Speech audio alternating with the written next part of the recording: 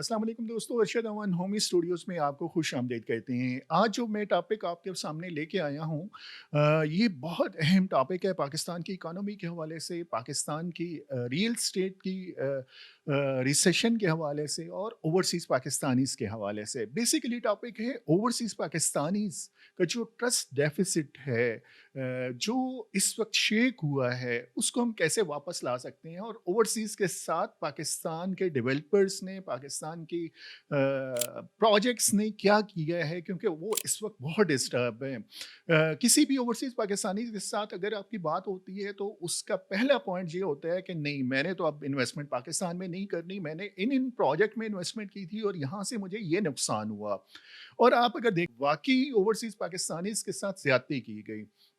चाहे वो डेवलपर था, चाहे वो बिल्डर था, उन्होंने ओवरसीज़ ब्लॉक लॉन्च किए, ओवरसीज़ के लिए प्रोजेक्ट लॉन्च किए और उसकी रीज़न ये थी कि उन्हें पता था कि ओवरसीज़ पाकिस्तानीज़ का कैश फ्लो का इतना इश्यू नहीं होता, वो पेमेंट टाइम पे करते हैं। एक उनकी हैबिट बनी होती है बाहर डिफरेंट मुल्कों में रहते हुए कि वो जो भी पेमेंट शेड्यूल पे एग्री करते हैं, उस पे पेमेंट कर रहे होते हैं।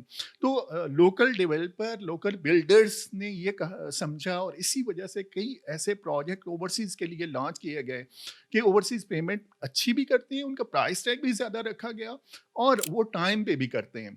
लेकिन हकीकतन क्या हुआ कि पेमेंट तो आ गई, लेकिन जो चीज़ डिलीवर होनी थी, वो डिलीवर नहीं हुई उनको। और अक्सरियत ओवरसीज़ पाकिस्तानीज़ की ये है कि उन्होंने जहाँ-जहाँ पे भी इन्वेस्टमेंट की, उन्हें नुकसान हुआ और फिर हमारी गवर्नमेंट की तरफ से इकोनॉमिक रिसेशन इतना बुरा आया कि जो फॉरेन करेंसी में उन्होंने रियाल में, डॉलर में जो इन्वेस्टमेंट की हुई थी और जब डिवैल्यूएशन हुई रुपए की और रिसेशन में गई हमारी इकोनॉमी, तो उन्हें नुकसान हो गया। वो कहते हैं कि हम क्यों ना यही जो इन्वेस्टमेंट थी ये अपनी करेंसी में रखते तो हमें बहुत बेनिफिट मिलता। तो इस वजह से ओवरसीज़ के ट्रस्ट को शेक करने में सारे लोग ज़िम्मेदार हैं, उसमें गवर्नमेंट ज़िम्मेदार है, उसमें डेवलपर ज़िम्मेदार हैं, उसमें बिल्डर ज़िम्मेदार हैं और इस वक़्त ज़रूरत इस चीज़ की है कि उनके ट्रस्ट को रीगेन किया जाए। उनको रियलाइज़ कराया जाए कि जहाँ पे भी आप कोई इन्वेस्टमेंट कराएँगे पाकिस्तान में, वो सेफ़ होगी, रिलायबल होगी, सिक्योर होगी, उसमें एप्रिसिएशन होगी और उसमें आपकी इन्वेस्टमेंट स्ट्रक नहीं होगी। हमारे आपको आइडिया है कि किस तरह से ओवरसीज़ पाकिस्तानीज़ की फ़िगर है कि अराउंड 9 मिलियन ओवरसीज़ पाकिस्तानीज़ हैं और हर साल कसीर तादाद पाकिस्तानियों की पाकिस्तान से बाहर जा रही है। स्पेशली 2023 में तो बहुत ज़्यादा पाकिस्तानी पाकिस्तान से बाहर रोज़गार और बिज़नेस के लिए गए हैं।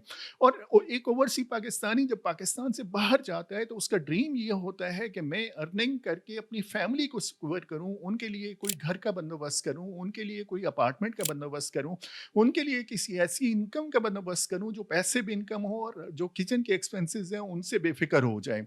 लेकिन जब वो यहाँ पे इन्वेस्टमेंट करते हैं, पेमेंट तो उनसे ले ली जाती है लेकिन उन्हें प्रोडक्ट डिलीवर नहीं की जाती।